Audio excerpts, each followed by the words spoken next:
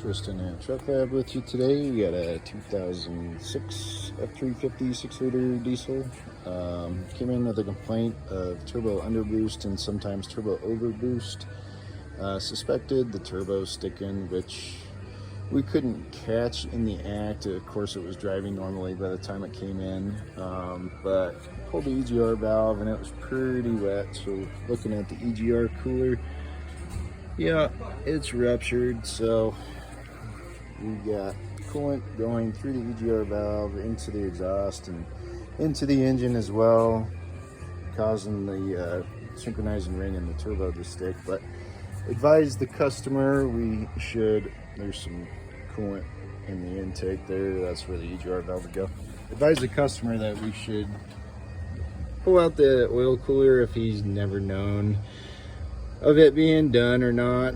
He had mentioned that he'd had an injector replaced, number 2 injector recently, and usually the root cause of that will go undiagnosed or unaddressed, and it's typically this screen that sits underneath the oil cooler, and that screen is what catches the debris the oil filter system bypasses during normal operation before it gets to the high pressure oil pump back there. And that rupturing as debris builds up on it is almost always the cause of injector spool valve failure and then injectors not working. So let's go ahead and finish sucking the oil out of that and we'll look at the screen real quick.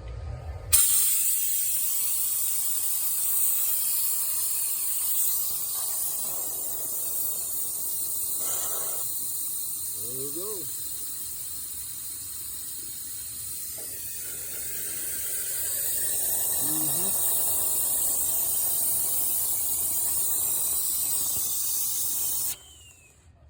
As you can clearly see, that pleat of the screen is completely ruptured. So all that stuff went through the high pressure pump and probably is stuck in the IPR. So we're going to pull that out, look at the screen, probably put a screen kit on it.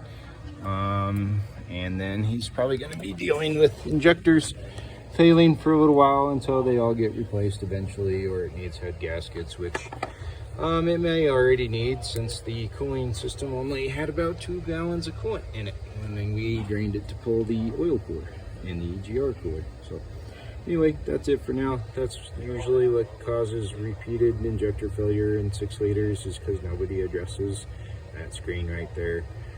If you buy a 6-liter and you don't know, or there's no record of the oil cooler being done, just consider it preventative maintenance. Do it at least every 100,000 miles.